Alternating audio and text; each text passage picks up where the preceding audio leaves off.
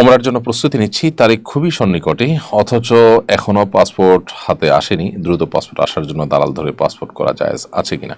স্বামী মারা গেলে নাকের ফুল পরে থাকা যাবে কিনা? পাতানো বোনের সাথে সম্পর্ক ছিন্ন করলে কি আত্মীয়তা ছিন্নকারের গুনাহ হবে? এমডি আশরাফুল ইসলাম আপনি লিখেছেন, আমি সুদভিত্তিক ঋণ নিয়ে মালয়েশিয়া এসেছি, আমার উপার্জন কি হালাল হবে? আমি নিয়মিত রক্তদান করি, রক্তদানের পর অনেক গ্রহীতা ফলমূল খেতে দেন এবং আসা যাওয়ার ভাড়া দেন, এগুলো গ্রহণ করা যাবে কি?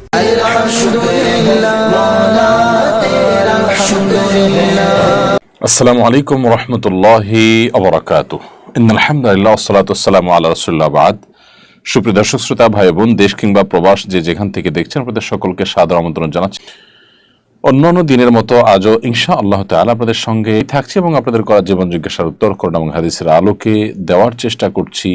ওয়ামা তৌফিকি ইল্লা বিল্লাহ। প্রিয় দর্শক, আপনার যে কোনো জীবন জিজ্ঞাসা বাংলায় সংক্ষেপে লিখুন, আমরা আপনার প্রশ্ন উত্তর দেওয়ার আপ্রাণ চেষ্টা অব্যাহত রাখব।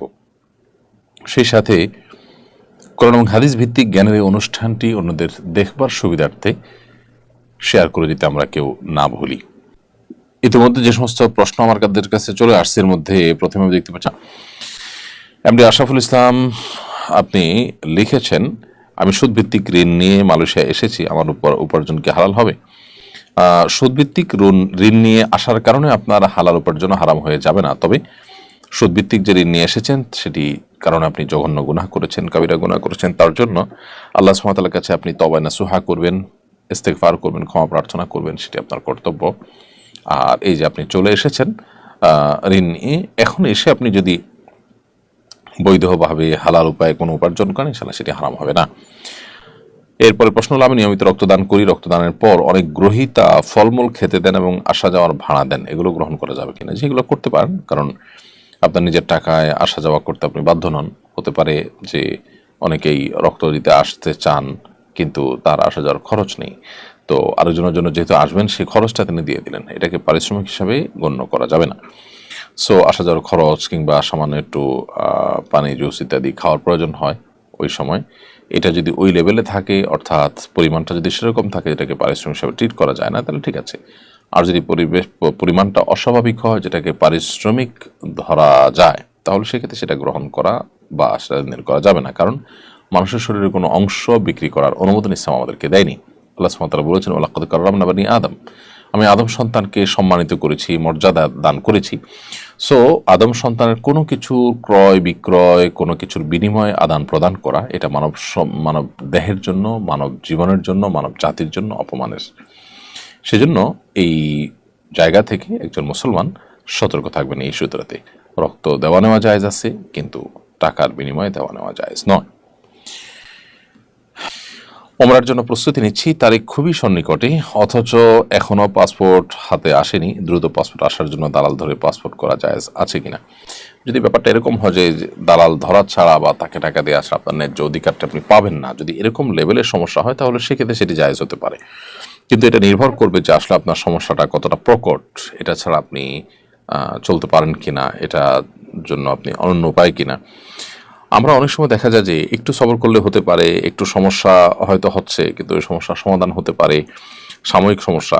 আমরা সেই বিষয়গুলোকেও দেখা যায় যে খুব তাড়াতাড়ি করার জন্য অহেতুক নিজের অস্থির হয়ে সেখানে ঘুষ দিয়ে অবৈধ উপায়ে নানাভাবে সেটা আমরা আদায় করার চেষ্টা করি। তো এটা কোনো ভালো জিনিস না। একজন মুসলমান তিনি দায়িত্বশীল আচরণ করবেন সব ক্ষেত্রে, এবং অবৈধ সুবিধা আদায় করার জন্য বা যে জিনিসটা আমার লিগালি পেতে একটু সময় লাগবে বা সাধারণত একটু সময় লাগে, সেই জিনিসটাকে একটু তাড়াহুড়া করে যদি আপনি পেতে চান এবং পেতে গিয়ে যদি কোনো গুনাহের শিকার হন, কোনো গুনাহের আপনি লিপ্ত হন, তাহলে সেক্ষেত্রে আপনি গুনাহগার হবেন, তার জন্য দায়ী হতে হবে আপনাকে।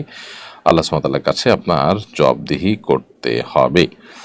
তো সেজন্য আমাদের চেষ্টা করতে হবে যে সর্বোচ্চ আমরা যেন এই জাতীয় পরিস্থিতিতে আপনার মনে চাইলো আর আমরা ঘুষ দিয়ে সেটা একটু তাড়াহুড়ো করে নিলাম, এটা করা উচিত হবে না, তাহলে গুনাহগার হবেন। হ্যাঁ, নিরুপায় হয়ে গেছেন, টাকা ছাড়া হচ্ছে না, টাকার জন্যই হচ্ছে না, এরকম যদি হয় তাহলে নিতে পারবেন টাকা দিয়ে। এরপরে প্রশ্ন দেখতে পাচ্ছি আমি, এমডি আসাদুল ইসলাম জয় আপনি লিখেছেন, আমি আমার মা বাবাকে বারবার বলি ব্যাংক লোন না নেওয়ার জন্য, কিন্তু তারা আমার কথা মানছেন না, তবে কি আমার গুনাহ হবে? আসাদুল ইসলাম জয়, আপনার বাবা মাকে ব্যাংক লোন নিতে নিষেধ করার পরও তারা যে ব্যাংক লোন নিচ্ছেন এবং আপনার কথা শুনছেন না, সেজন্য তারা গুনাহগার হবেন। এবং আপনি যেহেতু নিষেধ করেছেন, অন্যায় থেকে আশা করা যায় আপনি আল্লাহ তাআলার কাছে গুনাহগার হবেন না। তবে আপনি যদি ওইটার সুফল ভোগ করেন, সেটার যে লাভ সেটা যদি আপনি ভোগ করেন, তাহলে সেক্ষেত্রে আপনার দায় আসবে। আপনার উচিত সেই লাভটাকেও অ্যাভয়েড করা, বর্জন করা। এবং আপনি নিজে চলার জন্য কোনো ব্যবস্থা না থাকলে নিজে উদ্যোগী হয়ে আশু কোনো একটা ব্যবস্থা গ্রহণ করা, তারপরও হারামের উপর নির্ভর না করা। বাবা মাকে বুঝিয়ে যদি বিরত রাখতে না পারেন, তাহলে বিভিন্ন কৌশলে, বিভিন্ন পদক্ষেপ নিয়ে তাদেরকে কিভাবে বোঝানো যেতে পারে, তাদেরকে কিভাবে কনভিন্স করা যেতে পারে, তাদেরকে কিভাবে সংশোধনী আনা যেতে পারে, সে বিষয়ে আপনি নানাভাবে চেষ্টা চালাতে পারেন। এমডি আলামিন ইসলাম আপনি লিখেছেন, পাতানো বোনের সাথে সম্পর্ক ছিন্ন করলে কি আত্মীয়তা ছিন্নকারের গুনাহ হবে? না, পাতানো বোন পাতানোটাই তো জায়েজ নয়। পাতানো বোন পাতানোর মধ্য দিয়ে পর্দার বিধান যেমন লঙ্ঘন হয়, শরিয়ার পর্দা সংশ্লিষ্ট আর অনেক বেশি বিষয় আছে যে বিষয়গুলো লঙ্ঘন হয়, যার কারণে এরকম তথাকথিত পাতানো বোনের এই কনসেপ্টটাই ইসলামী শরীয়তের দৃষ্টিকোণ থেকে নাজায়েজ। সো সে পাতানো বোন থেকে দূরে সরে আসলে সেটা অবশ্যই আত্মীয়তার চিহ্ন বললে গণ্য হবে না। ফাতিমা বেগম কলি আপনি লিখেছেন, আমার 3টা ছোট ভাই আছে, একটি বুদ্ধি প্রতিবন্ধী, তার প্রকৃত বয়স 37, মানসিক বয়স 2 থেকে 4। সে আমার মায়ের সাথে ছোট শিশুর মতো ঘোরাফেরা করে। সবচেয়ে ছোট ভাই নিজের স্ত্রীকে প্রতিবন্ধী ভাইয়ের সাথে পর্দা করতে বলে, ফলে ছোট ভাইয়ের স্ত্রী নিজের কক্ষের বাইরে স্বাভাবিক চলাফেরা করতে পারে না। এই কারণে আমার মা ও বাবা তাদের উপর অসন্তুষ্ট। এক্ষেত্রে কি করণীয়? বুদ্ধি প্রতিবন্ধীর সাথে পর্দা করা ফরজ কিনা? না, যদি 2-4 বছরের শিশুর মতোই তার মানসিক রোগী হওয়ার কারণে বা বুদ্ধি প্রতিবন্ধী হওয়ার কারণে তার মানসিক বয়স যদি এরকম কম হয়, তাহলে সেক্ষেত্রে তার সাথে পর্দা না করলে গুনাহ হবে না।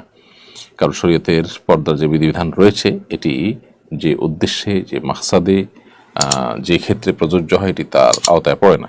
যার কারণে এখানে মা বাবা যদি অসন্তুষ্ট হন বা ওই সেই মানসিকভাবে যিনি অসুস্থ তার জন্য যদি কষ্টের কারণ হয়, তাহলে সেক্ষেত্রে এখানে কড়াকড়ি বা বাড়াবাড়ি না করা উচিত। এমডি জুয়েল রাজ আপনি লিখেছেন, স্বামী মারা গেলে নাকের ফুল পরে থাকা যাবে কিনা? হ্যাঁ, অবশ্যই থাকতে পারবেন। স্বামী মারা গেলে নাকের ফুল থাকাটা সমস্যা নয়, বরং নাকের ফুল খুলে ফেললে, নাকের ফুল বা নর্মাল যে কানের দুল আছে, এগুলো যদি খালি থাকে তাহলে অনেক সময় সেই ছিদ্র মধ্যে পানি পৌঁছানো কঠিন হয়। আর সাধারণ অবস্থাতে এগুলো থাকলে একটু নাড়াচাড়া দেওয়া যায়, অর্থাৎ হালকা যেগুলো না হলে ওই ছিদ্রে ফরজ গোসলের পানি ইত্যাদি পৌঁছানো সম্ভব হয় না বা ওযুর পানি পৌঁছানো সম্ভব হয় না, সেটার প্রয়োজনে এগুলো থাকতে পারে। এমনিতে অলংকার পরা নিষেধ। স্বামী মারা গেলে সাজসজ্জা করা মানে সাজসজ্জার অংশ হিসাবে বাহির। প্রিয় দর্শক, দেখতে দেখতে আমরা অনুষ্ঠানের একেবারে শেষ প্রান্তে চলে এসেছি। সময় হয়েছে বিদায় নেবার, ইনশাআল্লাহ বিদিনিল্লাহ। আবারও আল্লাহ যদি তৌফিক দান করেন আমাদেরকে পরবর্তী লাইভে দেখা হবে, কথা হবে। সে পর্যন্ত আল্লাহ আমাদের সবাইকে সুস্থ রাখুন, নিরাপদে রাখুন, ভালো রাখুন। জাযাকুমুল্লাহু খায়রা। আসসালামু আলাইকুম ওয়া রাহমাতুল্লাহি ওয়া বারাকাতুহু।